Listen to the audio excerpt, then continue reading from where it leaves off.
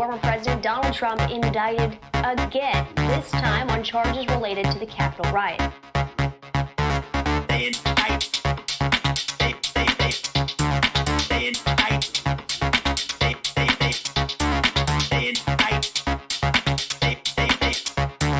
I did everything right and they indicted me.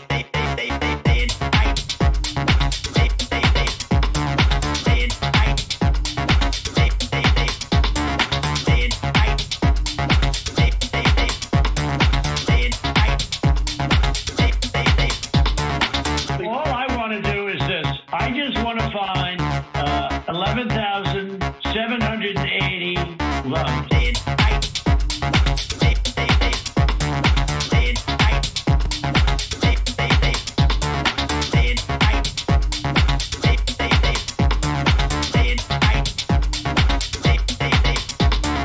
Isn't it amazing? I have a big pile up here because this thing just came out. Look, except it is like highly confidential. Secret.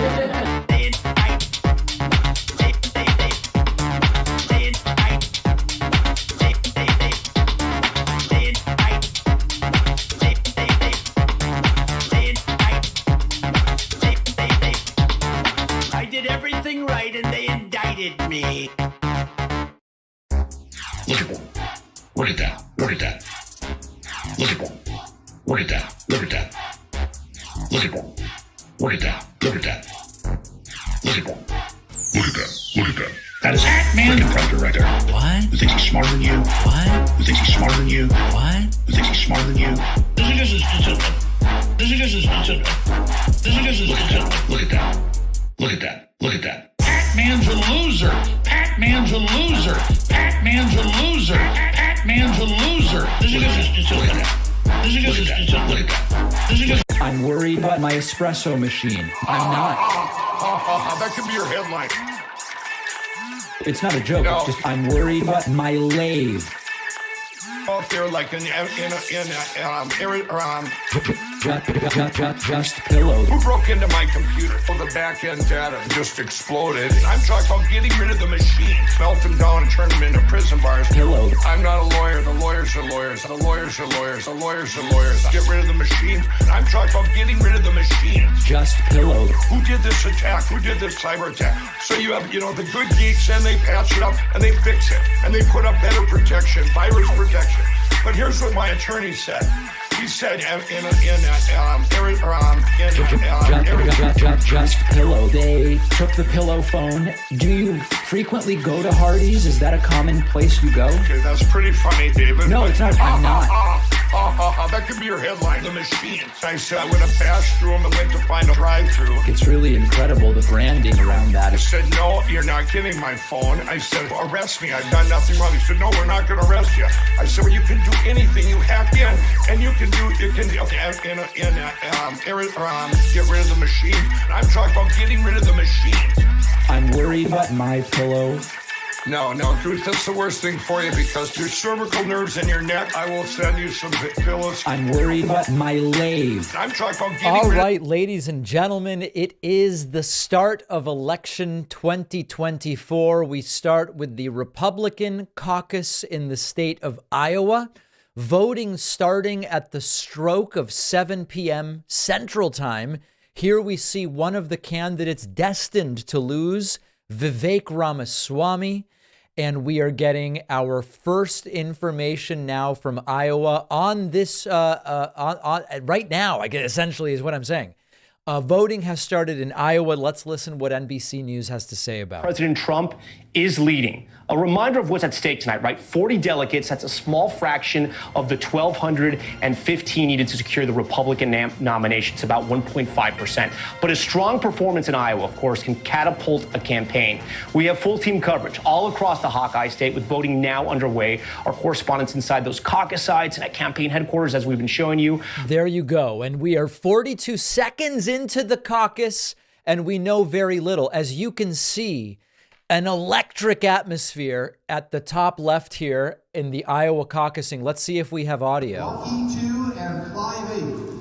Your friends and neighbors here tonight to help us decide and help tell the world our our choices. Now, this is a straw poll, a little different than what we'll do in June when we actually do a primary. This is a straw poll for you to write down in secret who your candidate is. And as you can see, just a raucous atmosphere. You can tell that these caucus rooms are radioactive and just on the verge of exploding altogether with energy and enthusiasm. And I think I see someone having a granola bar there sitting up against the gym wall.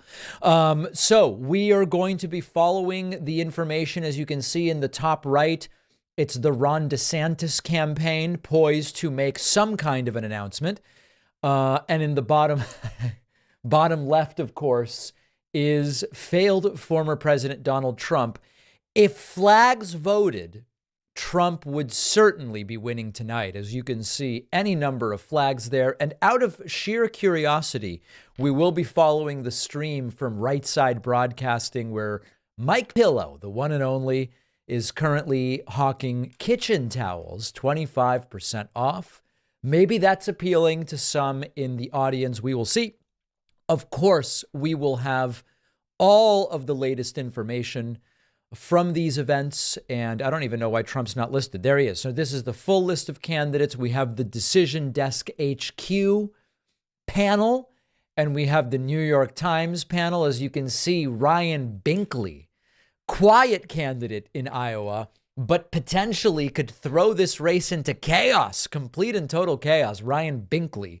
By the way, anybody know who Ryan Binkley is? I have absolutely no idea.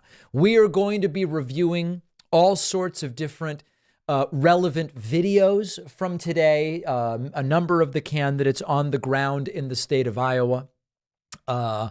And I can't say it was like great for anybody.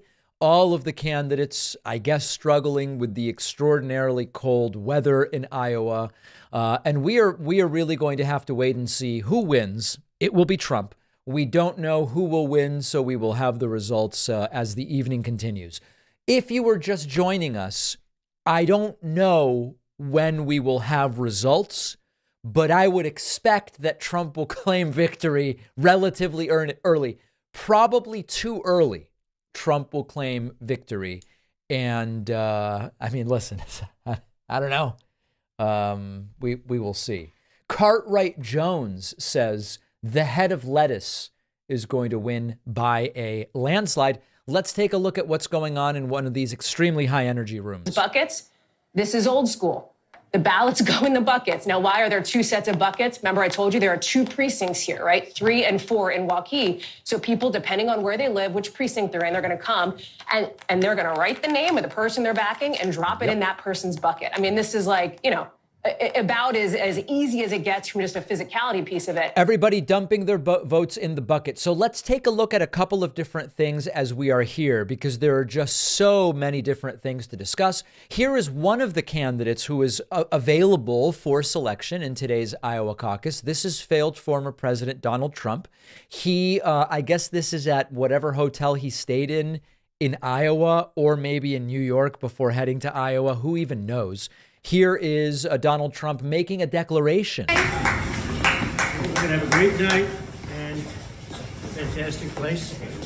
We've won it twice, as you know. That is not true. I don't think that's true. Did Trump win Iowa? The caucus, of course, in 2016, Iowa Republican caucus 2016 results. Let's see. Ted Cruz won it. That's already a lie. The first the first declaration from Trump today, a lie. He did not win twice in Iowa. He only won it in 2020. And there was really no caucus in 2020, right? I mean, it was an incumbent running for re-election. I guess in a sense, Trump has never won the Iowa caucus when it's contested, which was only in 2016. And I think we're going to have a tremendous night tonight. The people are fantastic, and I've never seen spirit like they have countrywide. But in Iowa, I've never seen spirit like this. Thank you. There you go. So Donald Trump making a really important statement there, as you can see. Super chats coming in. Kyle Kolinsky predicts Trump wins, but underperforms polls a bit. while everyone else overperforms the polls a bit. Yeah, everything I've been reading says that exact same thing. I believe you that Kyle said it, but everything I'm seeing says there will be a slight overperformance. And speaking of which, for everybody other than Trump, speaking of which, we can look at the numbers. These are the final numbers heading into tonight's caucus. Trump 52, Haley 19, DeSantis close to 16, Ramaswamy close to 7, and Asa Hutchinson, it's a strong 0.8%. It is only 0.8%, but it is a strong 0.8%. Yeah, I assume Trump ends up with 47 or something like that. You know, a little bit of an underperformance. I think that is quite likely. Let's see what else we have here. My dad has the same birthday as you, Pacman. Love from New York. Will be purchasing a Cameo. Opinions on Hassan Abi. Listen, I don't watch any of Hassan's content. We had a beautiful dinner with Stephen, Kenneth, Destiny, Benel. He was then actually Goranson. He no longer is, and Melina. We had beautiful Indian food at Badmash in Los Angeles some years ago. It was a beautiful evening of discussion, and Hassan had a shocking number of sodas. I've never seen someone casually have this number of sodas at dinner, but it was what it was. Hassan can do whatever he wants. And then we got some pastries, and I never heard from Hassan again. He's too big for me now. I'm not saying that in a sarcastic sense. He's too big for me now. But it was great. Just soda after soda Hassan was having. It was crazy. Okay, so this is the polling, of course, going in. Let's hear from some caucus goers. Really well. Now, do you think she can win in this county, though? No.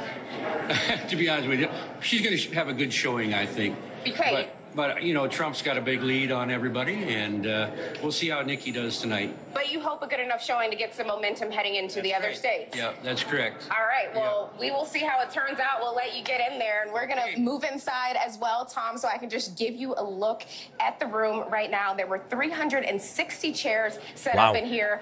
Looks like all of them are full right now. There are 3 different precincts in here, folks ready to make their voices heard. And as we talked about a little bit earlier, and mind you, people lined up against the wall. And as you saw, there are still folks trying to get in here. So it is going to be a very busy night here. And this is Sioux County. This is a very evangelical county. Donald Trump lost this county. It was his worst performance in the state of Iowa. Is there a single non-white person in the room? People here today who say that they are now backing him, and other than the reporter, caucus goer who supported Ted Cruz in 2016, which is who won this county, but is now backing Donald Trump because he says that he helped pave the way to overturn Roe v. Wade and sort of put that ban on abortion. And he's done a lot of things that he thinks is leading the country in a godly direction, is what he told me. But it remains to be seen if the majority. All right, there is the entrance poll among white evangelical.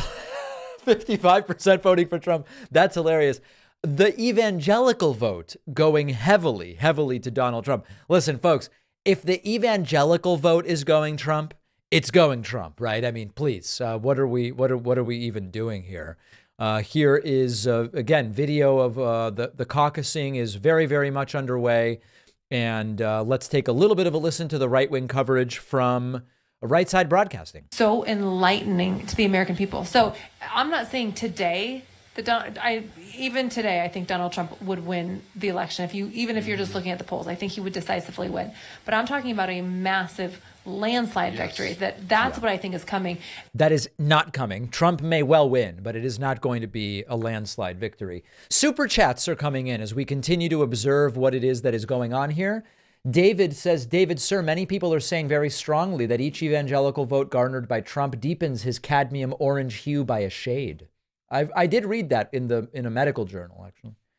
Will you be able to resist the upgraded Model 3 with improved doors and everything else, David? $329 a month lease. Listen, Joe, here's the deal. I don't see myself going from the Model Y to the Model 3, particularly with the baby and the car seat. It's just much more convenient to have the higher vehicle that sits higher.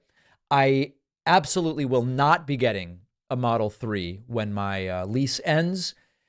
I dare say I may not even, I'm going electric, but I don't even know that it will be a Tesla. It may be a Tesla, but that beautiful new Volvo SUV forthcoming, all electric, looks beautiful, etc. Okay, so we'll check that out, but probably not. The Unpredictable says RFK Jr. 2024. Well, have fun with that. Have fun with that. By all means, feel free. I do want to say thank you to Senator Larry Craig for gifting 2 memberships and Tommy Gillis for getting himself one. We have a goal of 100 today, and we may just be there, get there. Here is Nikki Haley, video of Nikki Haley speaking to voters. I don't know what is going on here. Right now of Nikki Haley speaking to a caucus site, I believe somewhere near the Des Moines area. Well, we've seen, I mean, you can see anecdotally, you could see the people, the older voters are now more pro-Trump. That has not always been the case. Like his sweet spot during his term actually was Gen X, not the boomers. But now you're starting to see, particularly in this electorate, the most devoted voters in a primary or a caucus are older voters, and he's got the lion's share of them. All right, as the voting gets underway in Iowa, 12 minutes in, I want to get back to Hallie Jackson. She's in Dallas County at a caucus location there. She's been walking us through how that location has been going. And Hallie, what are you seeing so far as the voting has just started? Well, they're obviously doing the Pledge of Allegiance. I've moved out of the way of the camera. Let's give a round for Laura. The Pledge of Allegiance, which is just wrapped up. I think you just heard it there as they are getting ready to kick things off here with the pledge. You can see at this caucus location, I'm going to just step in front. With no prayer? Come on, guys. We don't interfere with what's happening here, but you see the temporary precinct captain now delivering sort of the instructions to people. Again, 2 precincts here at this caucus location, and it sounds like what they're going to do first is give the speeches. So representatives will come up to speak on behalf of each of the candidates. So that's where we are at the moment. Tom, I'm going to toss it back to you so we can listen in. Do I have anyone here from the Binkley campaign that would like to speak on his behalf? Seeing none, we will move on to Governor DeSantis. Do I have a representative from Governor DeSantis right here? Oh, look at this. This is great. As we watch these caucuses unfold here, this shows some of the mobilization, right? You have somebody speaking on the DeSantis side. Let's see if we can listen and see what his pitch is. Governor Ron DeSantis, who I've been a fan of for a long time. For me, my support for the governor is personal. I admire his service in the Navy. I admire what he did in Fallujah, Iraq. I think he's the right guy to take this country in a new direction. Ron DeSantis has a great inspirational story. Grew up in Florida, blue-collar kid, great athlete, great student. Went to Yale on a baseball scholarship, captained the team, and then found himself at Harvard Law School right after 9/11. As you all know, those were tough times. We were at war in Afghanistan. The war in Iraq was beginning. And Ron DeSantis put his hand in the air and said, I'm going to serve. You know, I respect the democratic process as much as anybody does. Isn't there something a little bit cringe about this guy ranting to a crowd of people in a high school gym about Ron DeSantis? Is there something a little bit cringy about this? This is how, I mean, I don't want to idealize how we would, in a perfect world, figure out who to vote for. But something about this is very strange to me. I don't know, guys. I just don't know what to make of it. But we will follow the process. This is the process Iowa has chosen. And so by all means, they get to do it. Nathan says, not to turn this into car talk, but my girlfriend and I are pondering Fisker. Have you looked into them? I have not looked into Fisker vehicles. I can't say much about them. Quinn says, hey, David, my wife loves you and our 1-year-old is mesmerized by your videos, hoping they don't leave me for you. That sounds like a tough situation you've got there. Very, very tough situation. David, does Vivek start attacking Trump when he finally accepts the reality he can't win, or does he fade quietly into the background? Why not both? Why not both? How do lower income evangelicals vote for billionaire Trump and they then say the top qualities are shares my values and fights for people like me? It's beyond me. I mean, reality has no bearing on our elections anymore. Just quite literally no bearing on our elections anymore. Let's see what Nikki Haley has to say. You know, there are a lot of head-to-head polls.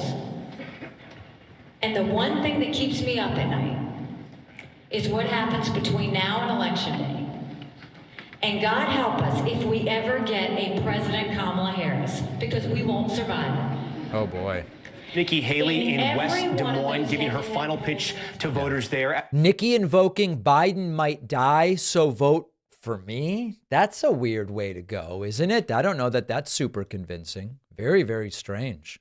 Let's listen to just a voicemail or two as they are pouring in during this broadcast.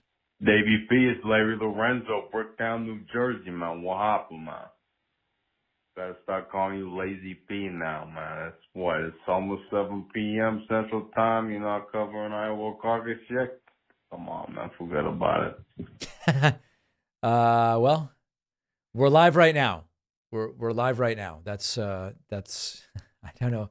Sir, I don't know what to tell you about that. All right, let's look at a couple other things from on the ground today. Here is Neil Cavuto interviewing Nikki Haley earlier today. Oh, thanks, Pizza Man, for the Twitch Prime subscription. Here is Nikki Haley explaining why or how she's going to win, I guess. That's our goal. That's what we're going to get done. Governor, I know you have a very busy schedule. I talked to quite a few people in this room already, Governor, who said that if it's Donald Trump, they cannot pull the lever for him if he's the nominee. How do you feel about that? How do you feel about the idea that many of your fans want you or no one? Well, that's why we're going to win. Is because they want someone else. She's not going to win. I mean, you go all across the state. People are tired. But you support that view, if it isn't you, it doesn't work out, and it's Donald Trump, that they're going to go elsewhere? I mean, look, I would take Donald Trump over Joe Biden any day of the week, but boy. I'm going to make sure we don't have that option. Everything we've done to get to this point. I mean, keep in mind, people have been saying things for low energy, very, very lightweight, very, very lightweight. Here is Iowa Governor Kim Reynolds, who Trump has attacked viciously attacked. She's like, yeah, I mean, I'm going to vote for Trump. How about that, huh? Governor, when I spoke to Nikki Haley this morning at a diner, I love talking to people in diners, by the way. We should do this again at a diner. I know, But me too. One of the things I learned from her is that, look, if it comes down to Donald Trump as the nominee, I'll support him. I'll support whoever our nominee is. Do you share that view? Does the Governor DeSantis, share that view? Well, you'll have to ask Governor DeSantis that, but I've made it clear that I will. I'm a Republican, and, all of the candidates running are going to be better than what we have. All the stuff he said about you? Well, because, we've got to win. We are a resilient people. This country is in trouble. Look at the southern border. I talked to a lot of people at that diner, Governor, who said, no, this isn't worth it. To go to Trump, no. Yeah, well, people are going to I just think, too, when you look at the direction of the country, I believe it's going to be Ron. So I believe But if it were Trump and Biden, you, the Governor Biden, very popular governor, would go. I'm on record saying that and consistently saying that. I'm a Republican. There you go. Doesn't matter that Trump has been disgusting to her. She's voting Trump if that's what it is. Here are people who have lost all connection with reality earlier today. I think that Donald Trump has released so much information and really opened the eyes of Americans and uncovered all of the illegal activities that were going on and just really opened our eyes to the truth. The only illegal activities Trump has revealed are his own illegal activities. What a bizarre interview. Just bonkers stuff. I don't know how many of you saw this, but one of Trump's rallies, Trump looking sickly in this one, interrupted, heckled Trump. You got to hand it to Trump. He actually does play it very, very cool. I think Trump handles this in a way that's fine. You're taking millions. Thank you, darling. Thank you.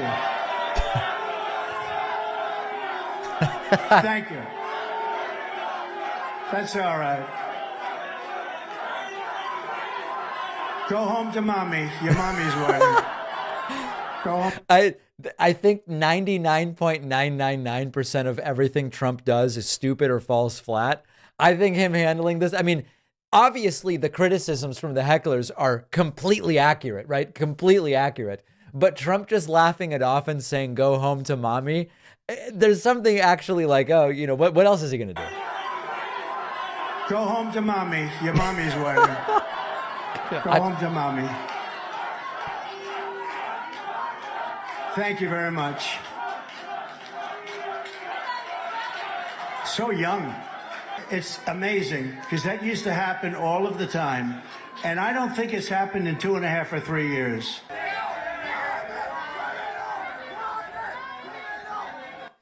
All right, so things getting very, very agitated. Here's Trump at a caucus. And it's not going to happen, and it will never happen with me. I stood up for ethanol like nobody has ever stood up for it. Listening to former President Trump in Clive, Iowa. That's a little west of Des Moines. The exurbs, if you will, of Des Moines right there, making his final pitch to caucus goers. As we have been voting now in Iowa for 21 minutes. With that said, Hogan, the point I was trying to make, and question I was trying to ask you, that a lot of this last year, the indictments ended up helping him, not hurting him, that according to polling and other reporting. All right, so Trump with a very, very energetic speech, just electric in Clive, Iowa. Super chats continue coming in. What happens if there's a popular vote electoral college split again? A lot of people will be angry, and for good reason. I'm not endorsing violence. I mean, listen, if there is a really good chance that there is such a split, I mean, I don't know. It's become a normal thing in the United States. I don't think anything special happens necessarily, and I hope that there is no violence. Ellie says, David, love the show. Glad you're covering tonight's event. Watching from the hospital as I recover from heart surgery. Well, best to you and your recovery, Ellie. Great to hear from you, and hope that you are back up and at 'em very soon. MBD says, David, when Nikki says how horrible President Kamala Harris would be, sounds like a racial dog whistle to me. What do you think? I actually didn't hear it that way. I'm not saying it isn't. I did not hear it that way. Can we pretty please get Go Home to Mommy on the soundboard ASAP? Yes, if someone in the audience can grab a clean, not from this stream, but a totally clean audio of Go Home to Mommy and send it to info@davidpakman.com. We will add it to the soundboard. What else? Do I have anything new? I don't think I have anything new on the soundboard. David Pakman does not have a soul. He doesn't have a soul. Yeah.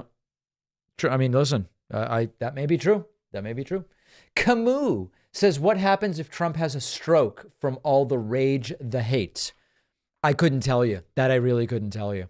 And big thank you to Jason Sickmeyer for gifting a membership on my website, joinpakman.com. Let's continue as I don't believe we have any. We have results yet.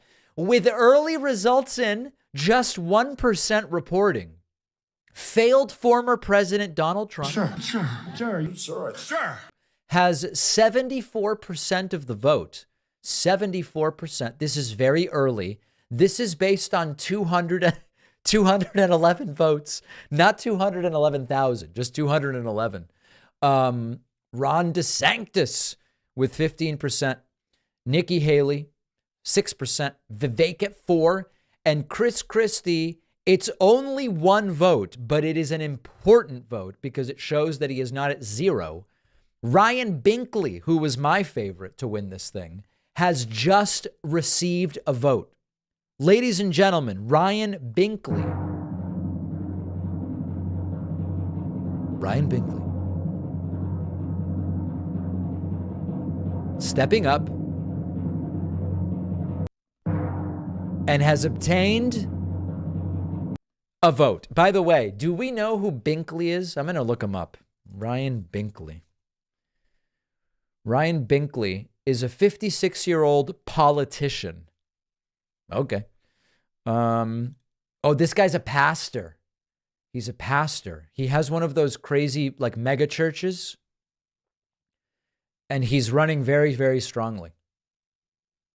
He's a pastor and a businessman. That's what we need. That's exactly what the country needs. We need a pastor, businessman, president. There you go.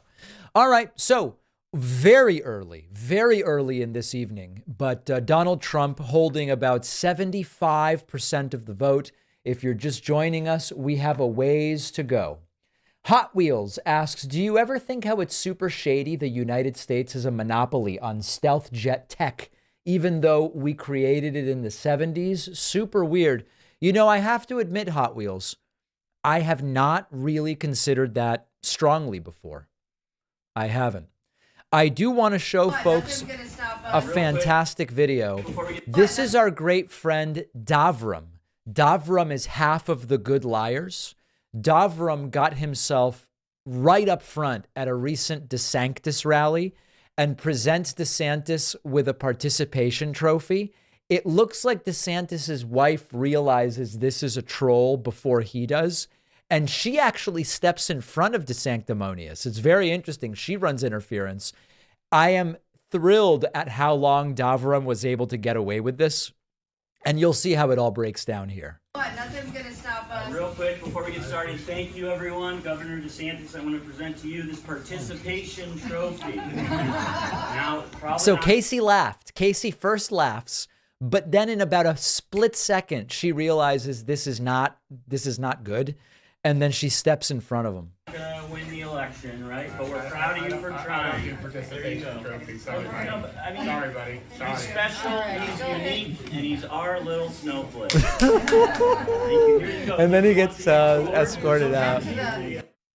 Isn't that great? Oh man, that is just genius stuff. Just pure comedy. Davram's comedic timing is really, really good. And my favorite, I have to tell you, my favorite moment is Participation trophy.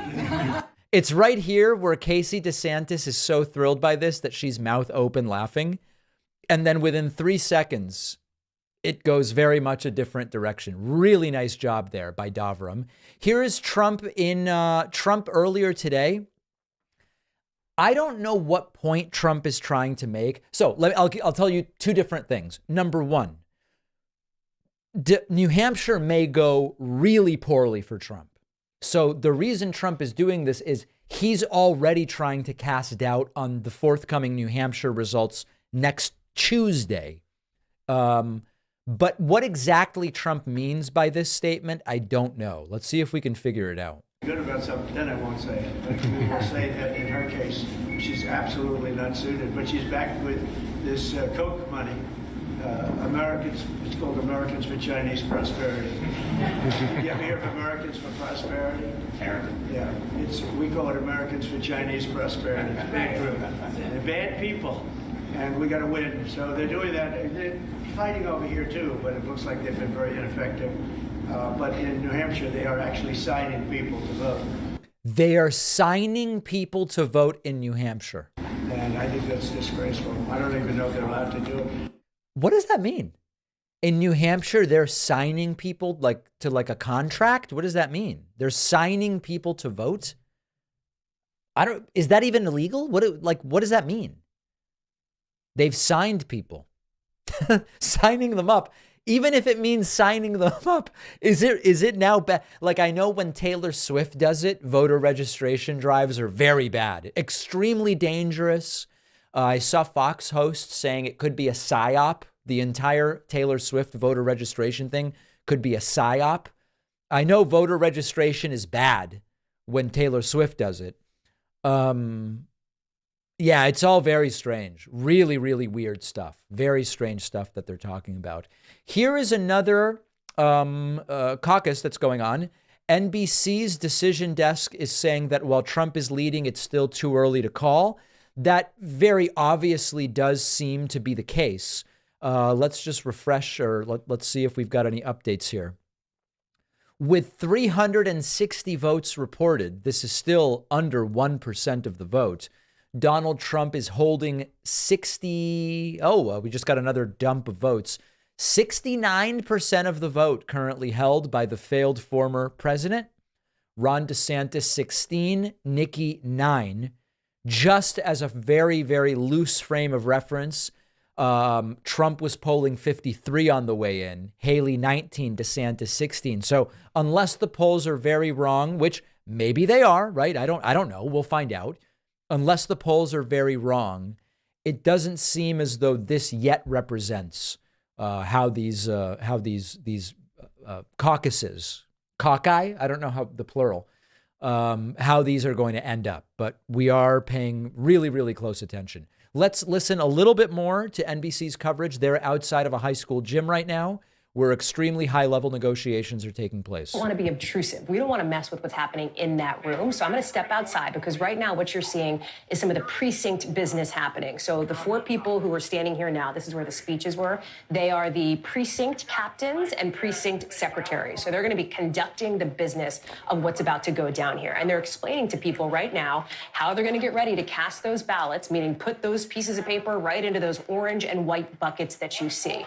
Now, I don't know if you had a chance to see, but we've already had here at this particular location the speeches given by representatives of each of the candidates. So you saw that happen. I'll note there was not a representative here speaking on behalf of Asa Hutchinson, but there was for Vivek Ramaswamy, Nikki Haley, Ron DeSantis, Donald Trump, et cetera.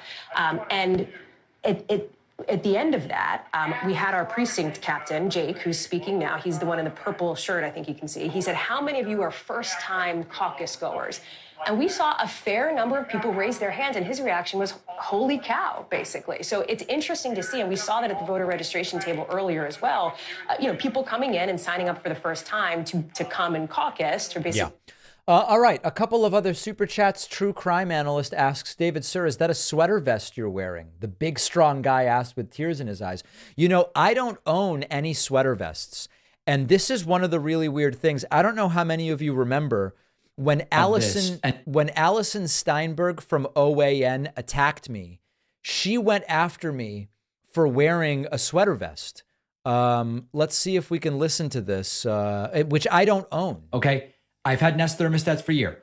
There's hold on, wait, where is this? And adjust. Video. That's right. David Pakman, a soy-infused triggered leftist, thought what I had to say about. You know what's funny is I don't really eat soy. I mean, every once in a while I have. Oh man, it's gonna take forever to find the I should really find the original video, which I'm completely unable to find. Anyway, she says she's like, get another sweater vest or something like that. I don't own a single sweater vest. Okay, not a single sweater vest. Okay, let's do. Oh, big thank you to David Levin for signing or gifting a membership on my website. They are doing their initial voting there, and I am told we have another update to the numbers here. We have gone from 319 reporting. No, we still have 319. What was it over here? Okay, and it's over. Donald Trump won. All right, everybody. Have a good night. No, I'm kidding. We're going to keep going. The Iowa caucus has been called for failed former President Donald Trump. So we don't yet know to what degree. And listen, I'm going to be super honest with you guys. Please don't leave. Please don't leave. No. Just stay. Stay. Everybody stay. The real question was not whether Trump would win, but the question is, would Nikki Haley and DeSantis overperform? Vivek predicted he would win, so he was lost. But the consensus among so many has been Trump won't do as well as the polling and everybody else will do better. So far, that's not happening. So far, based on just 1% of the vote in, Trump is actually overperforming, but we're going to wait and see. Okay, we're going to wait and see because that's really the critical question here. All right, let's go to what do we want? Oh, I have so many other things. Let's get to a couple of other things here. Here is Donald Trump earlier today delivering pizza, I guess. I don't know to who. A lot of pizza. Can I have some too? Oh, to firefighters.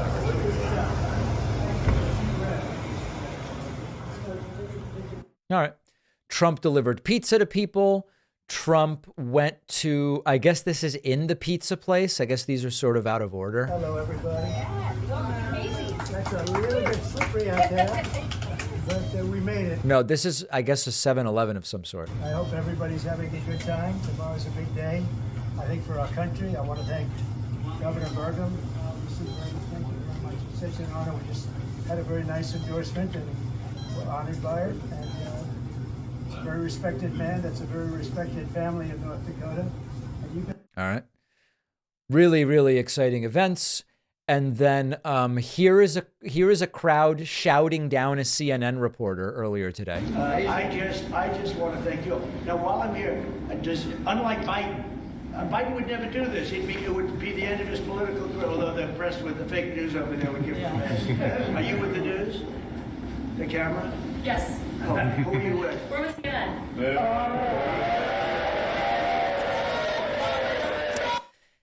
That is actually a much scarier moment than maybe is obvious. It's a really scary thing that now they're just booed. Just their mere presence covering this, and it is extraordinarily terrifying. Fake news. No, it is fake news, but we don't mind.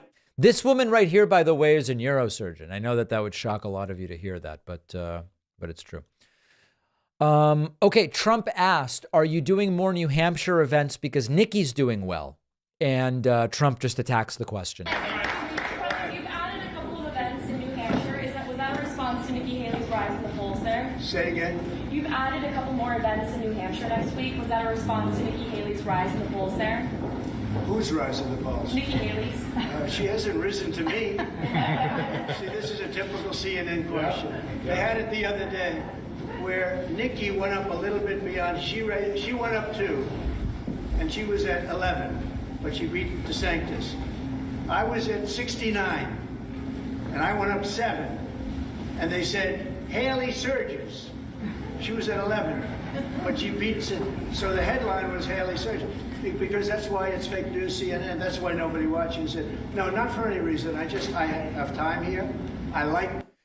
Trump is scared about New Hampshire. So that everything he said there is not true. Trump is absolutely scared about New Hampshire because it has been going less well for him. NBC News has already projected that Donald Trump has won the Iowa caucus. Regardless, the caucusing continues. The leader of this party and the nature of the sort of pseudo incumbency that he brings to this race. I mean, to have a call this quickly, to be in this moment, is like having an incumbent president running in this race. And I think that's probably what we're going to see tonight as we get a little bit further into this. And it's certainly what the Trump team expected. I mean, throughout this, they were not in any doubt about the outcome of this. They've been trying to lower expectations about what the total. The question truly will be, to what degree does Trump over or underperform the polls? But Trump dumping in the first 40 delegates of the 2024 primary season.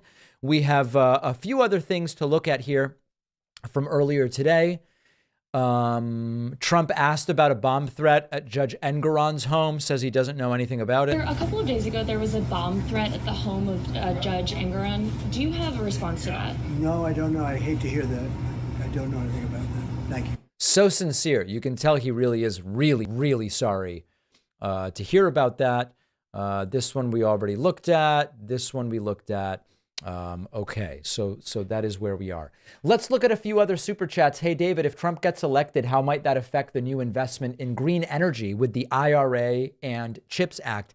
I don't know the answer to that. You're not the first person to have asked this. A number of people have said, how much of the Inflation Reduction Act and CHIPS Act could Trump dump, for lack of a better term, if he becomes president? I do not know the answer to that. It's a good question. It's a very good question, and we should get an answer.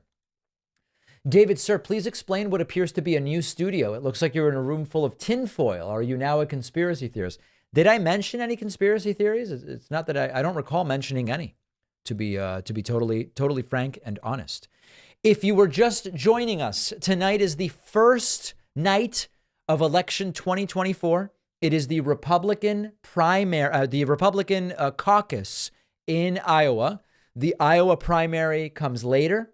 Iowa they do a caucus, then they do a primary. It's a whole thing. Iowa doing many different things. And it has already been projected for the failed former president, Donald Trump, with 69% of the vote. 69% of the vote. My plan is that between now and next Tuesday, which is the date of the next primary, I will be covering a number of the remaining rallies from the candidates. Trump will be doing rallies.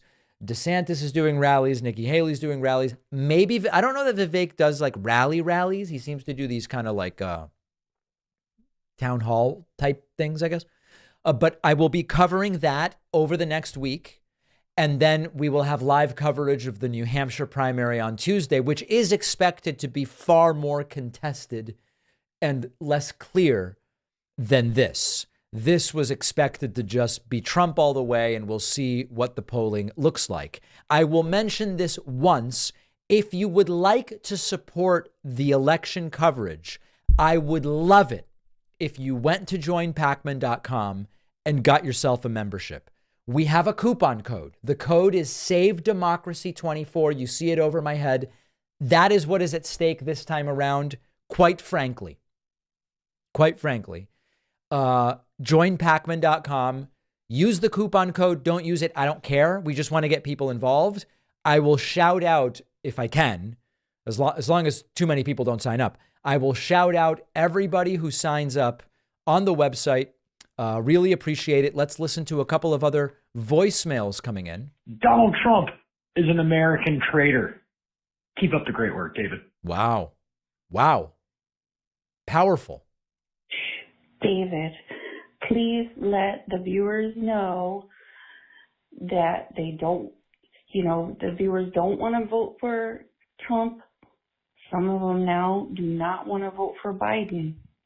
Right. Let them know what voting for a third party candidate or even just somebody in the same party, a third person, might do to our country. Yeah. And what Listen, it helps Trump, okay? It's just, now, what I wish was that the people who are going to do the third party thing, they're like, oh, I don't know, I might vote Cornel West, okay?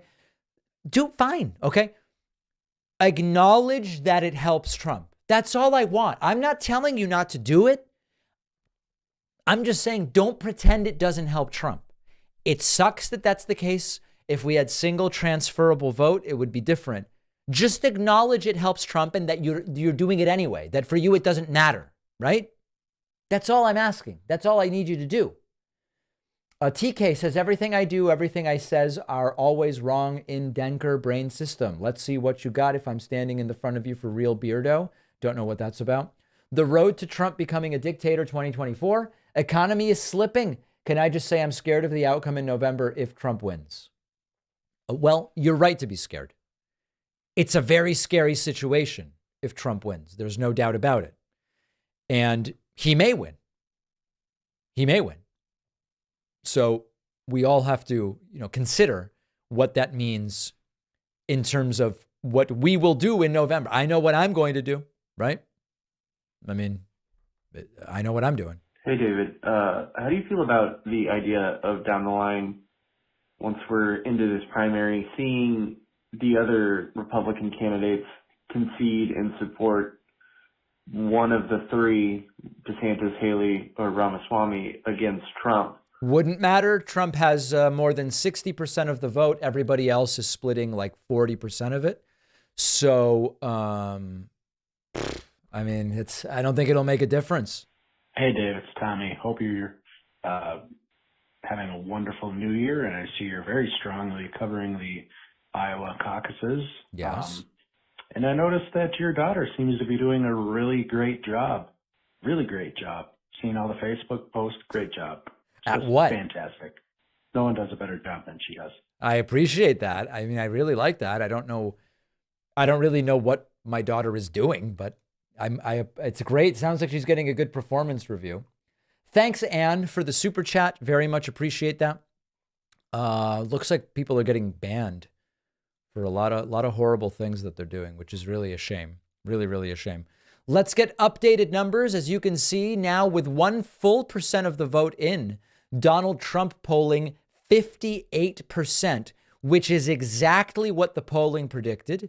Ron DeSantis at 17, Nikki Haley at 17, Vivek at 7. Those are the numbers as of this moment.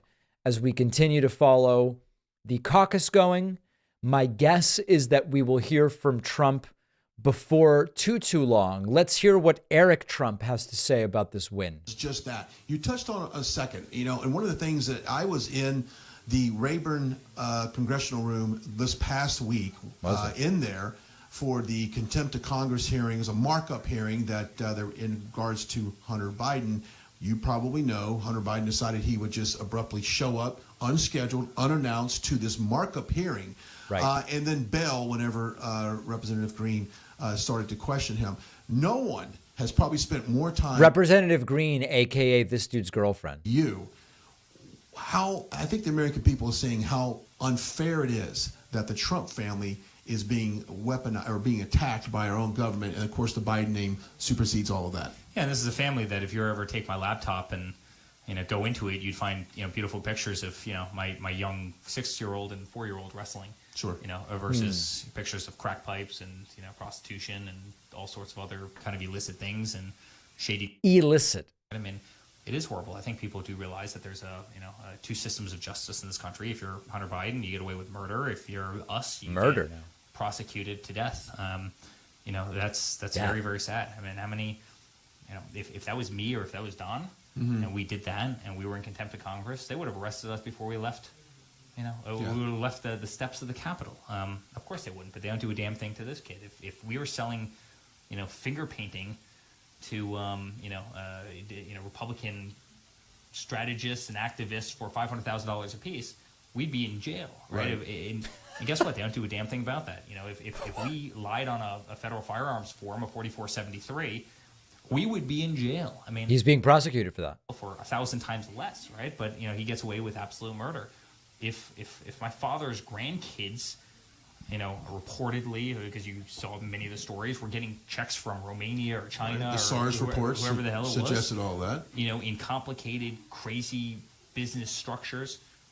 I ask the question all the time. I just asked this to NBC a second ago. What product were they selling? Like, what we do? We have a website. We have hotels, we have golf courses, wine. Great wine. We've got office buildings, retail, other things. Yeah, absolutely mind-blowing stuff, as you can tell. All right, we've got an alert here. Apparently, there's from what we're hearing from the Iowa Republican Party, right, the Iowa GOP, there's going to be a somewhat low turnout for this caucus. They're sort of projecting 130,000. And what does that mean to you when you hear that number? I know we had a bigger number, I believe, in 2016. Not as big, I think, in 2012 was around that number. 122,000. Chuck showing me in 2012 versus 186,000. Look, it's the coldest night ever for the caucus, right? I guess it's pretty good to get 130. When I hear people make predictions about things like turnout, I write it down in my calendar that I carry with me at all times. And the only forecast that I heard where it would be record breaking. It would be over 200,000. So you see 187,000 last time. So a bump up from that. And I'm not terribly surprised. We didn't ask any questions that gave us any insight into what the weather, what the wind chill index, what would it have to be for you to stay home? That would have been a great poll question to ask. And do you think it was the weather, or do you think it was people just knowing or thinking that maybe Trump was inevitable? Well, I think the weather has a lot to do with it. The roads are still slick. The parking lots are still icy. So I think that has a lot to do with it. But if you're looking at Haley or you're looking at DeSantis and you're seeing in our poll a large margin for Trump, you might, if you're not feeling that enthusiastic, you might say. So I do think there is still an interesting takeaway here. We don't know what the final numbers would be because we have barely 1% of the expected vote in. If indeed it's going to be 130,000, 1,200 is just under 1% of that. But one of the interesting general takeaways is if you look at the numbers at the bottom of the screen here, imagine this thing ends up with Trump 54 and everybody else splitting up the remaining 46. It's basically 50-50 in terms of Trump versus not Trump. And it lends a little bit of steam or momentum to the idea that if everybody but one of these people got out, you could at least challenge Trump. Now, the problem with this is Iowa and New Hampshire are some of Trump's worst states in a sense. So you look at some of these other states where Trump is polling even better, it may not apply. But it is not the biggest show of confidence when the former president from the Republican Party has 45% of the caucus goers saying we'd rather someone else. Now, they're completely divided about who it is that they want. If we look at the latest numbers, as you can see here, Trump at 54, 20% want Nikki Haley. By the way, I predicted months ago Nikki Haley would be second place in this thing, not this particular caucus, just the entire primary. 20% want Nikki Haley and 17% want DeSantis. Just for a second, okay? Just forget about everybody else. 20 plus 17 is 37, right? if it wasn't Haley and DeSantis, you could argue it'd be 54-37, but that's not true. That's deceptive. Because when you ask the Nikki Haley people, 60% of them have Trump as number 2, not DeSantis. If you talk to the DeSantis people, a whole bunch of the DeSantis people have Trump as number 2. So it's also deceptive in that way, because the second choice for a lot of these people wouldn't be necessarily a non-Trump. There's lots of people who say, I'd rather A, but my second choice is Trump, rather than I would go anybody but Trump. So the math is not as clear as the other 45% would unite around anybody, because for a whole bunch of these people, they would actually go to Trump if their preferred candidate wasn't here. Does that make sense? Am I making any sense here? Is anybody even watching today?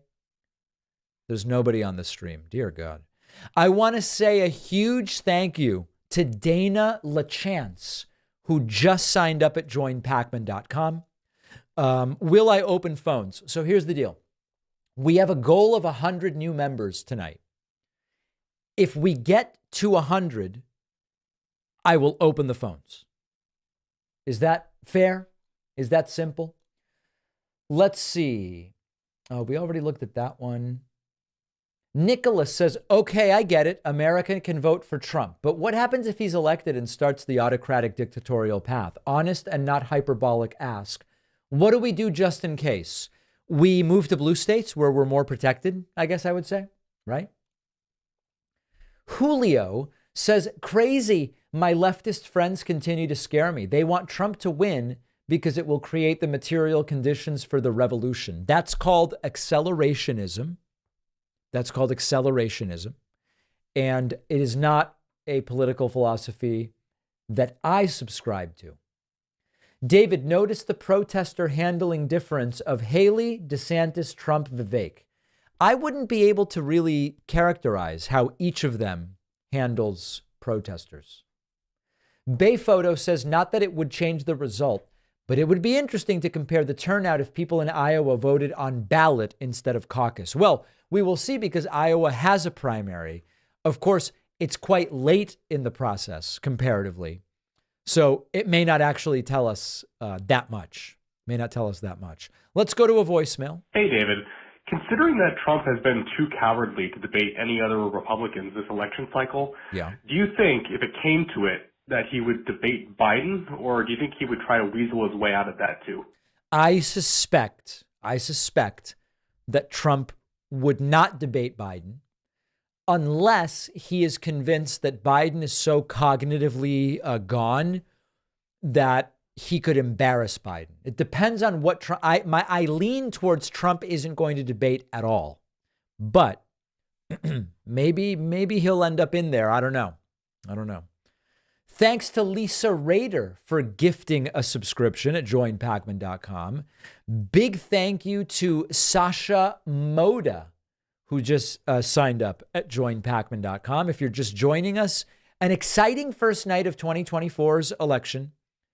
Trump has won the first caucus, but what we are all wondering is, to what degree will he over or underperform? To what degree will he over or underperform?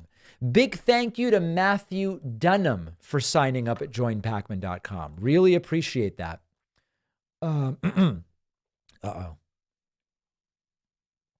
Almost had a Fox News moment there. Thanks to Ivan Robertson and Dustin Stanley for signing up at joinpacman.com. Let's see what else we've got here.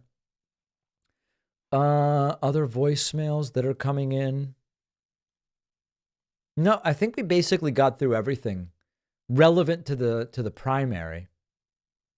Okay, good. So we're all caught up there. Let's see what Right Side Broadcasting is up to. They're up to nothing.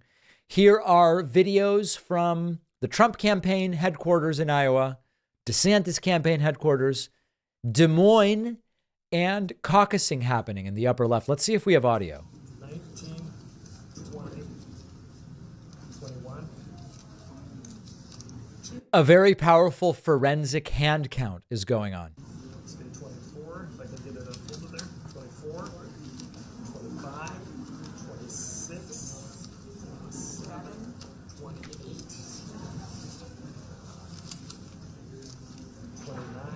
Explosive stuff.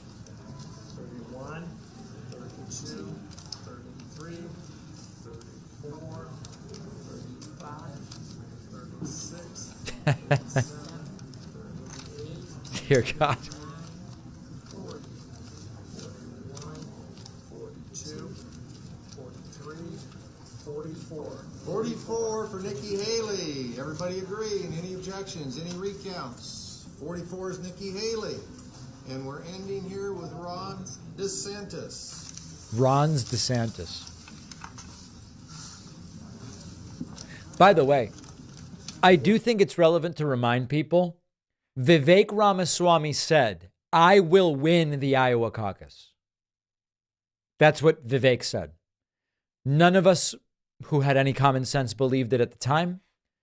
And I think we were right not to believe it. Thanks to Ed Scheid for gifting a subscription. Very much appreciate that. What time will Trump speak? I don't know.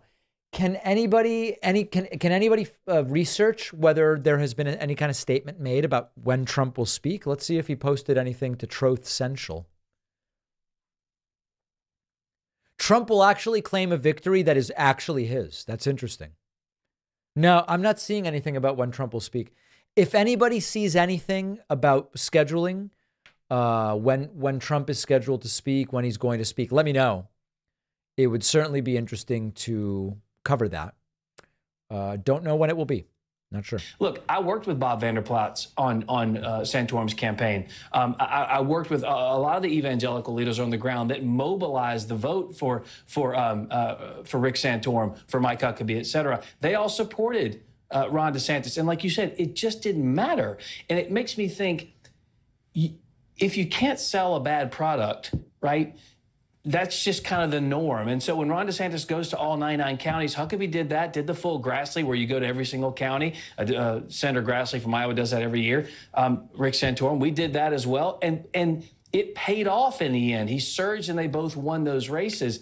It didn't matter in this race. But again, you have a former sitting president, right? A former president who has a record as president running in this race. And so it makes things completely different than it was in years past. He does have a record. He's not necessarily running on that record all the time. He's often talking about his own legal travails, which I think is going to become a problem in the future. And the issue is also that and this is another issue for the candidates, even if they're selling a good product, which I think they have to take responsibility for their campaigns, but sometimes it's better than Trump implies. He not only defines what matters in the race in a Republican sense now, but it can change as needed based on...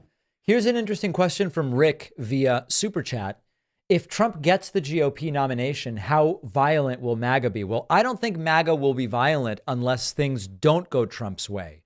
If Trump is sentenced to prison, if Trump loses in November, I think as long as everything goes great for Trump, I don't think MAGA will be violent, actually. Great stream, David, sir. I'll be with MAGA in New Hampshire all week. Oh, it's Adam Mockler, as many of you may recall. We have covered some of Adam's interviews with at Trump rallies, etc. Great to hear, Adam, that you'll be in New Hampshire. Look forward to checking that out. Happy Cat says, if Congress has a Democratic majority, if Trump gets reelected, will that hinder any nefarious plans Trump may have? It will hinder a lot of them, certainly. It will certainly hinder a lot of them, yeah. Hi, again, my name is Julie. I would like to be on air, live with you to debate. I don't have any questions because I would like to express my political opinion, but I need to be live, no asking you anything because I don't have any question. All right. This woman is demanding to be live with me. I don't think it's happening right now, but it may. Tristan says, I'm concerned that no matter the result, Trump and his MAGA army will seize power one way or another. What say you? No, I don't believe that they're going to seize power. I think most likely they fail if Trump loses. Camus says Obama. We've got it. Buzzworthy says, what's odds that Orange number 45 takes an early life exit if he doesn't get the Republican nomination? I don't like stuff like that. I'm not getting involved in that sort of stuff. Daniel Gray just signed up on my website, joinpacman.com. Very much appreciate it, Daniel. Thanks also to B. Cheds for signing up over on Twitch Prime. Trump has won. The question is, to what degree? To what degree? Junie says, David, whatever happened with Jimmy from Philly? He's always one of my favorite callers for all the wrong reasons. Haven't heard from him for years at this point. Hopefully he's healthy and doing well, but I have not heard from him for years. Okay, I'm concerned about the fact that no polls show Biden as the winner in 24, and people tell me not to trust polls. But in 2020, the polls said he was the winner, and they were right. No polls say Biden is winning? Let's take a look at that. General election. Okay. Hilariously, right-wing pollster Rasmussen has Biden winning. Morning Consult has Biden winning. Let's see what else. YouGov The Economist has Biden winning. What else do we have here? I mean, it's not true that none of the polls show Biden winning. Not a lot of the polls, that's for sure. That's for sure. Thanks to Valerie Schuker for the subscription at joinpacman.com. Appreciate it. Let's get the updated numbers here. With 2% of the vote in, Trump is still at 54, DeSantis at 20, Nikki around 18, Vivek at 7.5, and Ryan Binkley starting to make moves. 21 people, not percent, no, people, 21 people have voted for him, which is, it's an interesting number, certainly an interesting number. Voicemails about tonight's election continuing to pour in. Hey, David, I have a rather serious medical question for you. It's relating to both the possible presidential candidates. I'm kind of wondering what your opinion is. I'm not the guy for medical questions. I'm really not. On if either of the candidates fall ill with ligma. Oh, give me a break. Okay, good. Okay, you got me. You got me. Let's see what else we have here. Let's listen to what's being said here. Even if he wants to move forward, he told our colleague Hallie Jackson earlier, he's in it for the long haul. There are some practical limitations to that, Tom. If you come in third in a state where you really bet big, the money dries up. And if you don't have the cash to fuel the jet to go to your campaign stops, the campaign effectively stops, Tom. Dasha Burns for us at the DeSantis watch party. Yeah, so there was there have been rumors swirling that if DeSantis comes in third, he's getting out after tonight. So that's another kind of interesting little element here of what could be at stake if DeSantis isn't able to hold off Nikki Haley. We just don't know what that is going to look like yet because we only have 3% of the vote in. But it is certainly the case that given the polling in New Hampshire, where Nikki Haley is polling way better than DeSantis, if DeSantis can't even finish second tonight, that could be it. That could absolutely be it. Thank you to Senator Larry Craig for gifting another subscription. Actually, 2 more subscriptions on the website. Really appreciate that. The numbers are slowly trickling in, but it has already been called for the failed former president.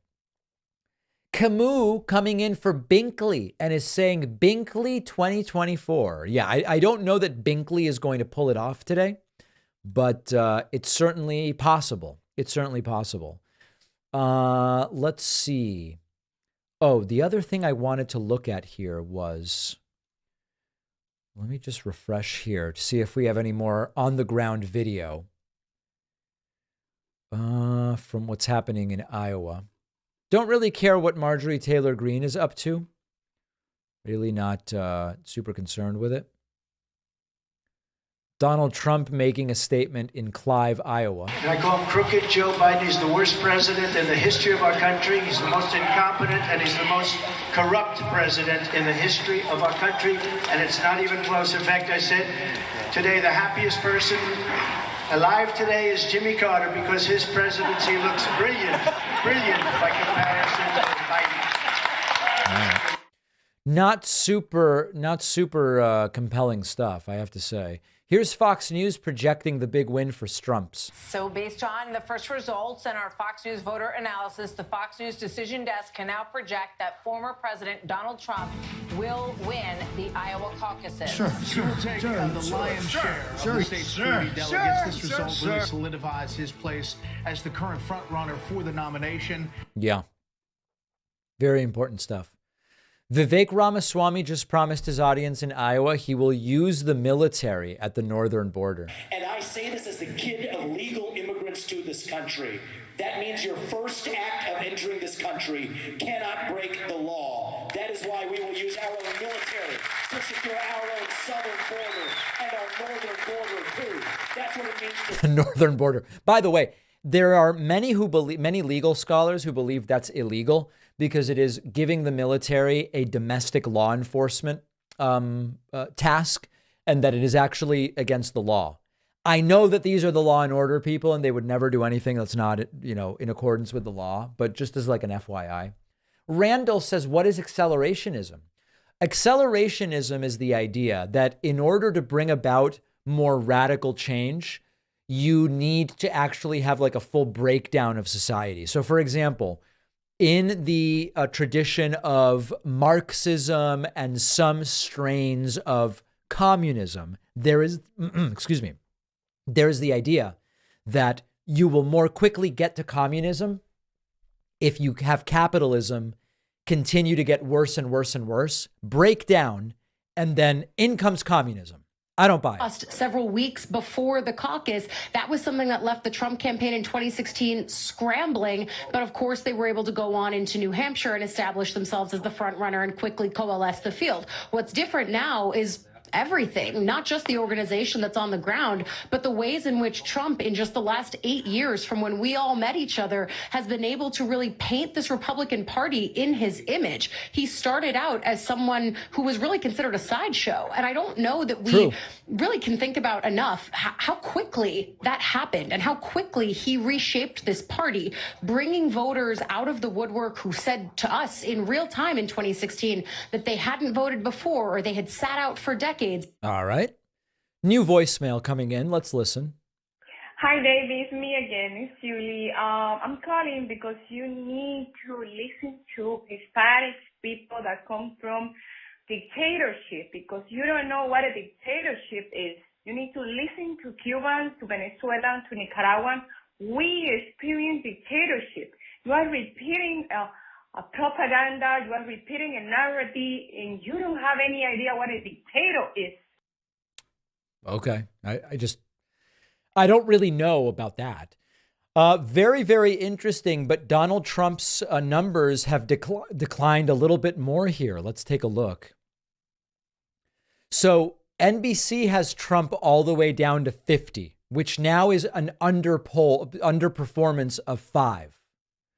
That's with what percent reporting? That's with 4% in. The New York Times with only 3%. Oh, it's trickling down too. Very interesting. I mean, listen, Trump may end up underperforming and under 50%, which would be quite a story. That would be quite a story. Let's see. Take phone calls anyway. All right. Yeah, I mean, let's take a few phone calls. Since the night ended so early, I will just open phone lines momentarily. So let's do this. I'm going to get set up on Discord for people who want to call in.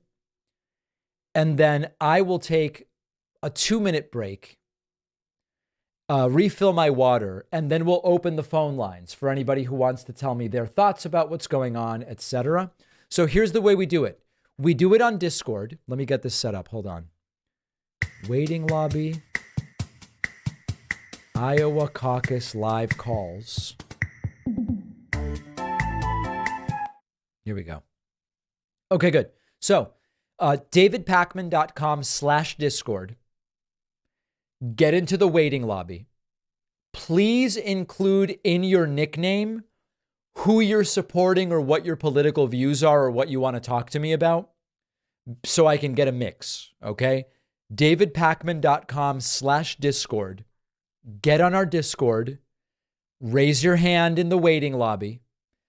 and include in your nickname who you're supporting or what you want to talk about. Okay. So I will take the quickest of quick breaks, and then we'll open the phone lines. We'll listen to NBC during the break. It'll be insurmountable. But the reason I hang around is if a third of voters in Iowa, one of his better states, already believe this, there's a reason to hang around. The question is, can you rationalize it? You can rationalize it for this. Do you have the money to do it? Do you have those other things? And that's going to be a difficult conversation do we know, between DeSantis and Haley. The national polling on this question? It's been about the same. It's been about 2-1 among Republicans. But, you know, this, again, it goes back to the story of who will these two agree? Will the third place finisher agree to get out? Or, more importantly, and I've heard people float this, whoever finishes third agrees to be the running mate to the number 2, and that they combine efforts. Remember, kind of like when Cruz and Rubio were trying to decide whether to do that, and neither one of them Try to join forces. couldn't agree on who was going to be number 2, right? By the way, the patterns we were telling you about to watch. Yeah, what did you see? I know you've been watching this. We've been watching it, and these are not definitive yet. This is just what you see here in the color is the candidate who's winning that county. It doesn't mean that all the votes are counted, but already, so Donald Trump's color, as you can see there, he's pretty much leading in every county right now but 3. And the 3 counties he's not leading in? Yeah, Sioux County. You got Sioux County, which you've become quite familiar with Ted Cruz, right? That was the big Ted Cruz county, if you recall back here. In fact, he's overperforming Cruz there. You've also got... But you got Nikki Haley popping up, right? Nikki Haley popping up, Story County. No, yeah. this is Ames. Yeah. This is Iowa State. Okay. Look, Donald Trump in 3rd in this one. And right now we've got her leading in shocking Johnson County, University of Iowa. So the patterns, this is where the University of Iowa is, it's early. The patterns are playing out the same, but these patterns are it's sort of like a weaker version of what we saw 8 years ago. Some of these bigger cities, though, Trump's Des Moines, Davenport. I know we got 1% of the point. We only have 7% in, but yes.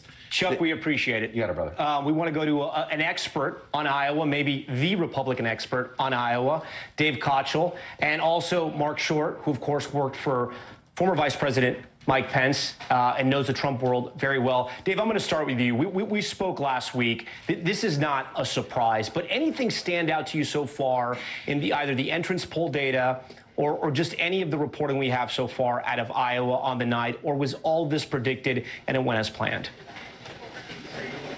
It's pretty predicted. You know, Trump's going to win Iowa. Everybody knew that. He had the lead from the beginning of the campaign until tonight. So that's no surprise. The question is, does he get to 50%? Is he under? How much under? That number has just come down in the last 10, 15 minutes. So if he's under 50, that means over half of Iowans said no. That's not great news. All right, everybody. Let's take a few calls. We are standing by. We are standing by for a victory speech from the failed former president. Any moment. Let's hear from some people. Hold on a second here. Big thank you to Trav Rocks, who just signed up on my website. Folks, let's do the signups. So we've got the code SaveDemocracy24. We are an audience-supported program, and I would love to have your support. And if you think, you must be talking about a generic your. No, I'm talking about you. I'm talking about Bayphoto. I'm talking about Gianni. Have I read The Tyranny of Words or studied the works? I have not. But I would like to. All right, let's hear from a few people, starting first with Brendan, who is a DeSantis supporter. Brendan, how are you feeling about your boy based on today's results? Oh, no, you want to talk? Sorry. First, I want to apologize. I don't want to come off as a DeSantis supporter. You want to talk about DeSantis's unlikability. I'm sorry. It was cut off. Okay, you're saying DeSantis is unlikable. Yes. I know I'm breaking new ground here. But I guess I wanted to get into just kind of a little story pertaining to myself. So a couple of months ago, I actually ran into Chris Christie at an airport. It's a humble brag. Actually, I don't know how much of a brag that is to do, but when I was there, he was flying commercial in first class. And so myself and many others went up and spoke to him and got selfies with him. And why I bring this up is... Did you go up to him with tears in your eyes and say, sir, they treated you so unfairly? Absolutely. But around the same time, I remember there was a story that came out. I forget if you covered it, but DeSantis blew through, I think it was $2 million of his campaign money renting private jets to go to all the debates and rallies and whatnot, which I personally think that it would have been significantly more cost effective for him to fly commercial and first class like Christie. Do you think the reason that he wouldn't consider doing something like that is he doesn't want to associate with the common folk, so it be, which sort of breaks down the whole man of the people persona he had built up all through 2022? No, listen, I think it's the opposite, Brendan. I think if Christie was raising the kind of money DeSantis was raising, Christie would also be flying private. I think it's the opposite. I don't think any of them want to fly commercial. I think it's, if you just don't raise that much money, you kind of have no choice. Yeah, that is a good point. I do think, like, well, what I was sort of alluding to is, do you think that if it got to a point where DeSantis didn't have the kind of funds to fly private and had to fly commercial, do you think that he is aware of the kind of unlikability he has and kind of there's the potential, the real potential of people confronting him in public? And we've seen just how awkward he can be when confronted, or even not confronted, just at any time he shows his face in public. I think he's aware that he's socially awkward. Yeah, I don't think that would be a shock to DeSantis. Yeah. Yeah. Well, that pretty much answers it, but thank you so much, David. All right, Brendan, great to hear from you. Very much appreciate it.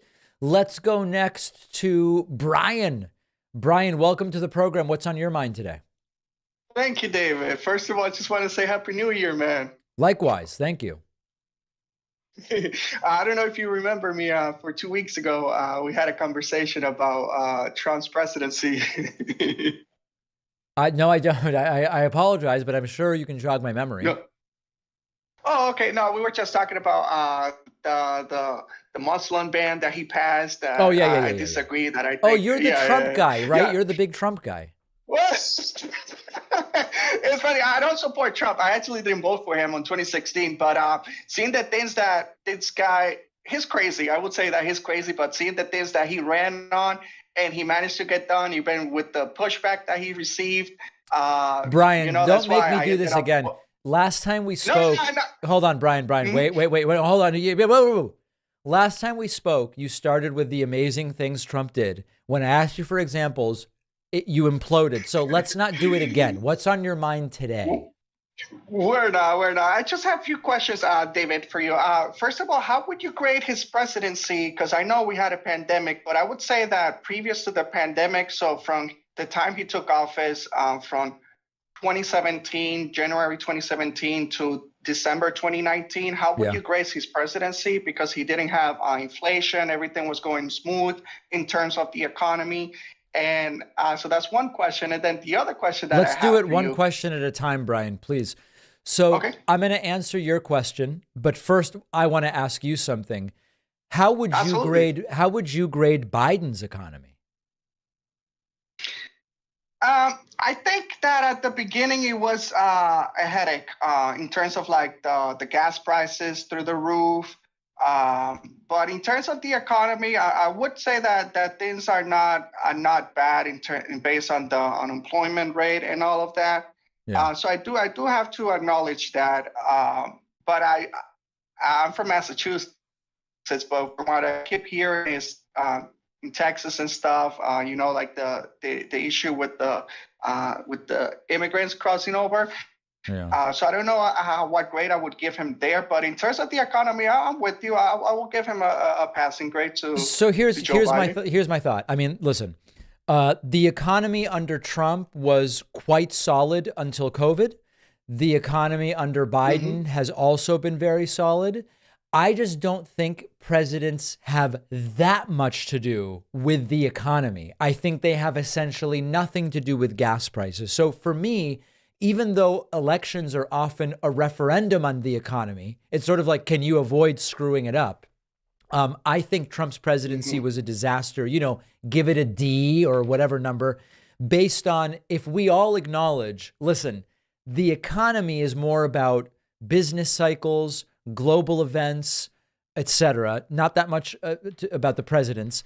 If you look at Trump's promises and failures, solving the Israeli-Palestinian conflict, of course, replacing Obamacare with something better that's going to give everybody cheap and fantastic health care. That one didn't happen. Fixing trade, that one didn't happen. Global opinion of the United States was humiliatingly in the toilet. The United States fell behind on the clean energy transition. I mean, when you consider all that stuff, I think Trump's presidency was very bad. Okay, how about like in terms? I understand. I didn't like the way that he will talk about other leaders, especially on Twitter. Like, come on. I actually found that very, very disrespectful. But in terms of like, there wasn't any new conflict that was going on around the world. I believe he was the only sitting president to set foot on North Korea, which, you know, they have been seeing us as an enemy. So even though But what like did that this guy's accomplish? crazy, I mean, that was a publicity stunt, wasn't it? Like, why is it so great for? Here's what I'm wondering, Brian. Yeah. For you, you said you live in Massachusetts. For you in Massachusetts, what did it do for you or anyone you know that Trump stepped into North Korea for 10 seconds? No, it didn't affect me personally. Who did it affect? Oh, thank you, David. Thank you, David. You just reminded me. The reason why I don't like Biden is not because I love Trump, but it's because now that you mention it, I wasn't personally affected with that. But with I'm unvaccinated. My whole family's unvaccinated, and because of my job, we're required to commute to other states, especially New York, and I was denied sitting at McDonald's because of my vaccination status. And Biden, when he was declared president at that time, he said that he doesn't believe vaccines should be made mandatory. He doesn't even believe that masks Hold on a second, Brian. should be Hold on a made second. mandatory. Hold on a second. Brian, hold on. You were denied going into a McDonald's? Is that what you're saying? To sit at a McDonald's at a table. Oh, in what state? At a McDonald's in New York. What's so funny about that? In New York? No. It's not funny. No, 'cause that's you're exactly laughing. what I'm telling you. The reason why I'm not voting for Biden is because I felt personally attacked. Me and my family, we felt personally attacked.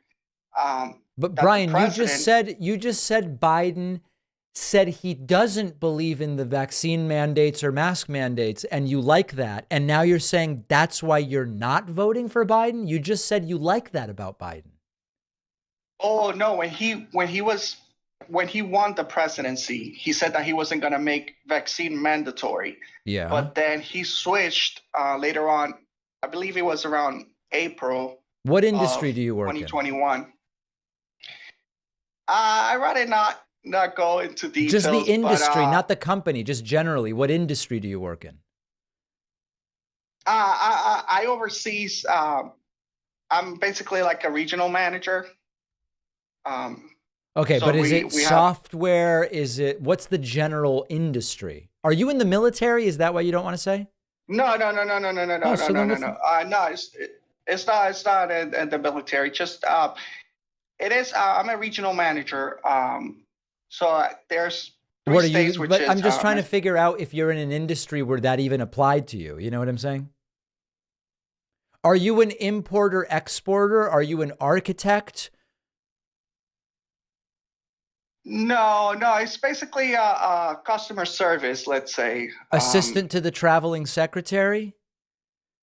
No. It's All right, a Brian, customer listen, service. I'm going to let you go. This is Cuckoo for Cocoa Puffs. Let's all pray to whoever, right? Baruch Hashem, that you vote in Massachusetts, and it's not going to make a difference who you vote for. All right, my friend? Sounds good, David. All right, there you go. There's Brian. Dear God, we are in trouble here, folks. We are very, very much in trouble. Woo! All right, let's go next to, oh my God. Let's go to Abigail from Pennsylvania. My God. Oh, and Abigail, just before we get into it, I do want to say thanks to Madeleine Goldstein, as well as Nikolai Blichar, who signed up at joinpacman.com. We are funded by our audience, and I really appreciate it when folks go to my website, joinpacman.com, and sign up. I appreciate it, Abigail, for you allowing me to squeeze that plug in. Oh, of course. How are we doing, David? We're doing well. Awesome. Hey, so I have a really quick question. Sure. So I live in a ruby red district here in Pennsylvania, and I am in a position to be able to interview some potential candidates Yes. for our House district. Hmm. And I was curious what potential questions you would suggest for vetting them. Well, I don't even know what's going on in your particular district. You didn't say which district it is. I don't know who's running. I think it would depend on the dynamics. Is it a contested district? No, this is for the primary. Well, I guess technically primary. We don't actually have anyone up for the Democratic nomination yet. This is just to vet a potential candidate for the Democratic side. Well, I think it depends on the issues of that particular district and what's important to you. You know, it's so hard to answer these questions sometimes, Abigail, because the questions I would ask really depend on what's the landscape looking like in terms of who's going to be president, who's going to hold the majority in the House and Senate, and what are the issues in that particular district. So I don't have any specifics, but what I would try to focus in on would be really two big things. One is thinking super locally, what are the issues affecting the 750,000 or so people in your district and how the candidate would deal with that. So you have some sense as to whether they even know what's going on in that district. And then more generally, I think their view on if indeed these crazy autocratic Republicans get power, whether it's in the House or whether it's in the White House or whatever, what are they going to do to preserve our democracy? I think I would go micro and then super macro in that way. Awesome. Thank you. All right. Thank you. Abigail from Pennsylvania. Let us know how that goes. Let's go next to someone who goes by the name Trump God Emperor. Trump God Emperor, welcome to the program. What's on your mind today? Do I dare ask, quite frankly?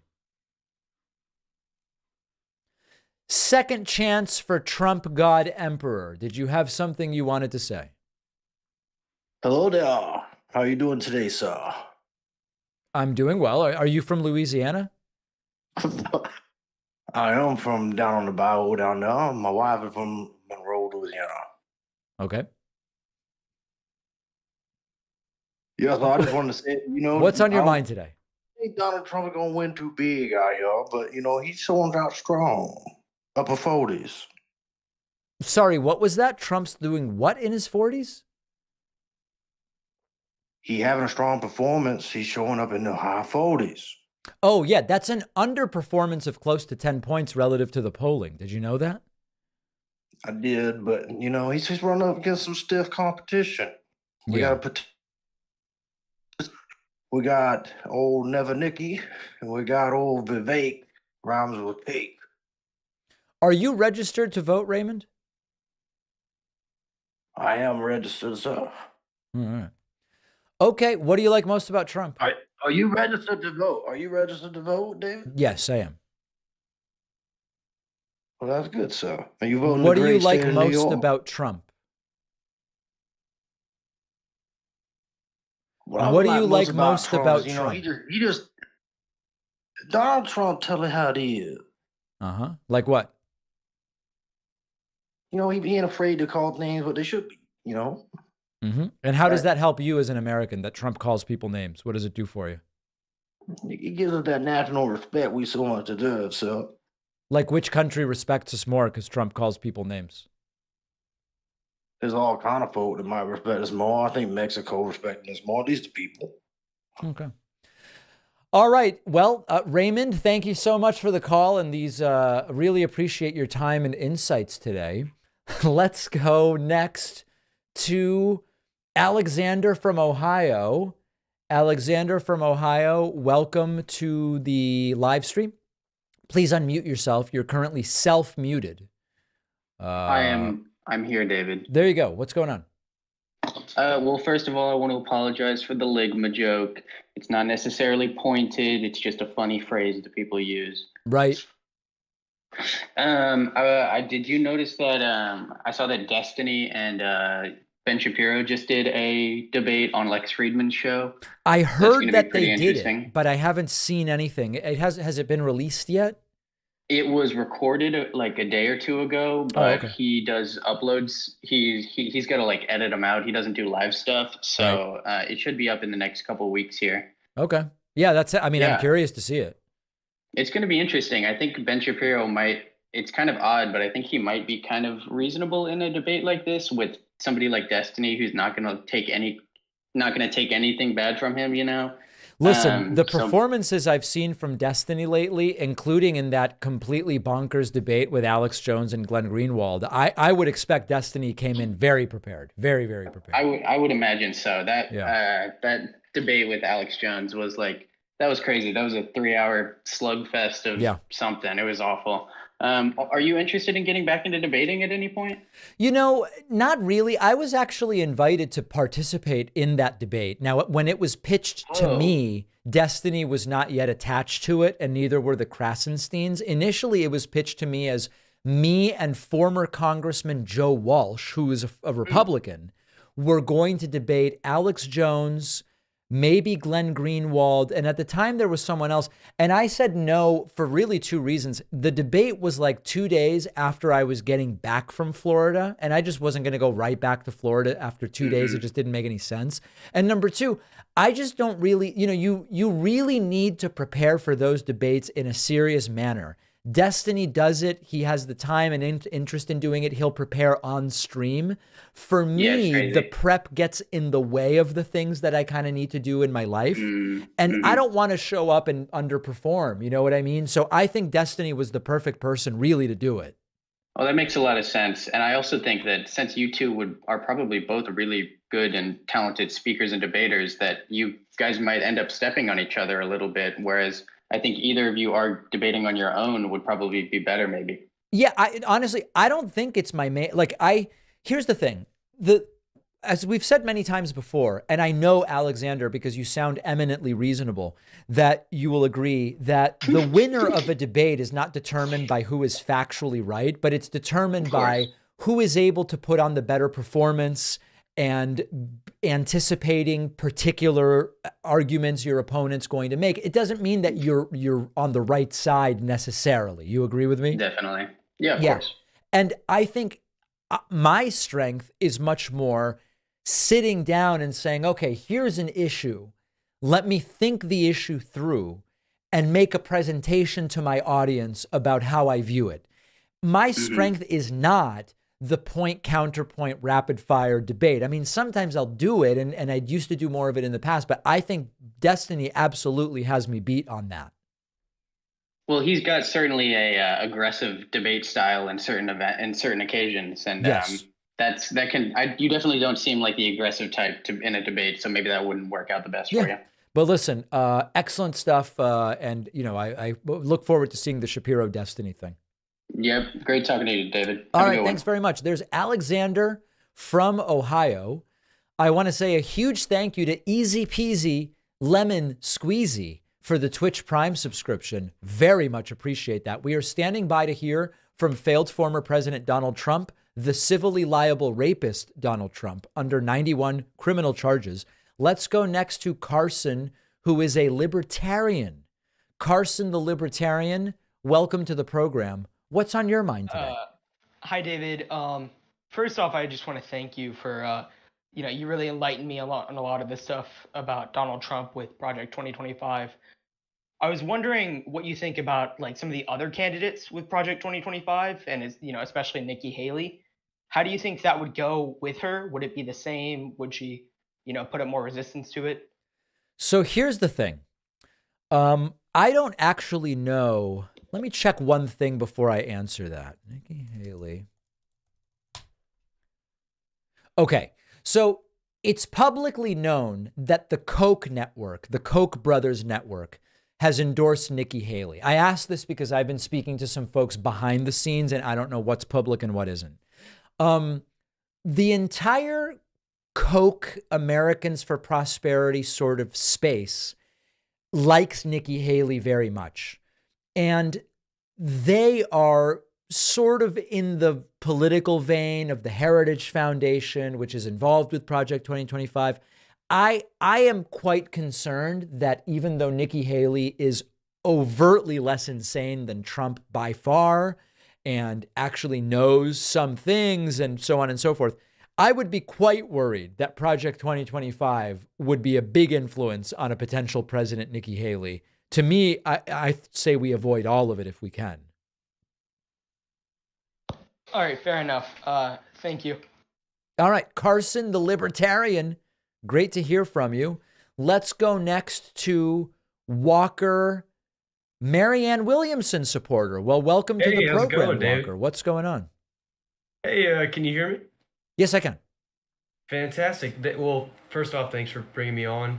Pleasure. I'm a 20-year-old who's currently at App State, North Carolina, where it is snowing like crazy, but I'm glad to be here. Yeah, I think I'm a dying breed. This Merriam Williamson train is really kind of dying down for sure. Did you just call her Mariam? No, Marianne. Oh, okay, But a lot of them do, considering how unpopular she currently is. Some of her own supporters, me myself included, have struggled from time to time. So. Fair, okay. But yeah, so my question, it's honestly a little less funny. So it concerns how Israel's going to affect the election, because where I live currently, and me myself included, a lot of us around here, and especially young people, are very disappointed with how Biden has been handling Israel, which obviously he's got a lot of strings, pulling from many different directions, right? Like a lot of people think he's doing the best he can, but a lot of younger Democrats are very angry at him and just his administration for not doing enough. And on the Trump side, obviously Trump is, he said he's gonna go even harder on Israel, So Right. I was wondering, how do you think that Israel's going to affect the election as it stands, especially with all these Gen Z young voters like myself? I think, the reality is the group with the lowest turnout is the youngest voters. So Yeah. I think by the time November comes around, the stakes are going to be clear to most people. And we are going to have a situation where those most displeased with Biden over his handling of Israel are the least likely to vote anyway. Most, I believe, will realize that voting for Trump is overtly insane. And I think the vast majority are either going to vote Biden or stay home. And I think it will have a minimal but non-zero impact on the election. Okay, that makes a lot of sense. And I think that a lot of them probably would have diverted towards RFK had we not realized that he's kind of a giant hawk, for sure. We're kind of in a situation where there's nowhere to turn to. And I think that the Marianne Williamson thing is, or Marianne, I think it's the kind of thing where we might need to wait a couple more years, even though a lot of us would like to see it. It's kind of a matter of letting the old guard die out and transitioning the new generation into politics. How many years do you so you mentioned a new generation? At the time of the next election, Marianne will be 76. I'm kind of wondering what you're talking about. Yeah, I'm mainly saying the actual generation of voters, right? Because I think we're seeing, we're scratching the surface, because we thought we were going to have, everyone thought there was going to be a red wave. Obviously, it didn't turn out that way. Yes. I think for me, that was the first sign that, okay, people my age are actually getting involved a little bit more. So I think maybe in the next 4 to 8 years, I think we're going to see a massive blue wave kind of take over a little bit more. All right. Optimistic words from Walker, a Marianne Williamson supporter. Thanks, Walker. Yeah, thank you for speaking. All right. There goes Walker. Let's go next to Hunter, who is, are you I see it says Ramaswamy. Are you a Vivek supporter, Hunter? Yeah, How old are you, Hunter? 16. Oh, so you can't even legally vote yet. No, So in what sense are you a supporter of Vivek's? I like his foreign policy experience. Really? What experience does he have? Well, he don't really have experience, but I like He how doesn't, he's does he? No, but I like how he's not trying to get us like into wars like Haley is. Right. Cool. And in general, what makes you like him over Joe Biden? I think Joe Biden's too old. He's too old. Interesting. Interesting. All right. Well, did you have a question on your mind? Do you like not like sending money to like Ukraine? Sorry, do I like sending money where? To Ukraine, like, do you support that? Well, we're mostly not sending money. We're mostly sending equipment and training. And I do think that it's an incredibly good value. And here's what I mean by that, Hunter.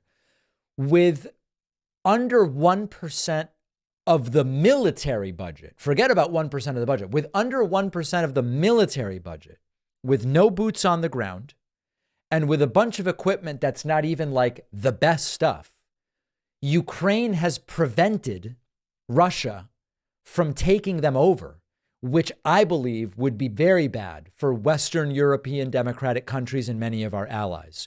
So it's tough to do I like sending money to Ukraine? I think it's an incredibly great deal for under 1% of the military budget when Ukraine is as relatively small as it is compared to Russia, to hold off Russia to this degree. And I think it's good. I think it would be bad if Russia took Ukraine. I think it's a pretty damn good deal we're getting, Hunter. Yeah, I guess you could say that, yeah. Yeah. Well, it sounds like you'll be voting in the midterms in 2026, right, Hunter? Yep. Very good. All right, good. Well, listen, I'm glad you're engaged and really great talking to you today. Nice talking to you too. All right, very polite. Hunter likes Vivek, skeptical about money to Ukraine, which he is entitled to be. Michael Lopez is the newest member on my website using the coupon code SAVEDEMOCRACY24. Also, big thank you to Roman Inch, who just signed up via Twitch Prime. Let's speak again with, how about Gary? Gary, you support Trump and Vivek, or what's the deal with you support both, or I don't know. And you're self-muted, Gary. You've got to unmute yourself too. David, can you hear me? Yes, I can. What's your opinion on the phantom taxes by Joe Biden? The what? Phantom taxes? The phantom taxes. Yeah, yep, you're correct. I've never heard that term. What does that mean? So it's like the skibbities. Scuba divers? Are you still there?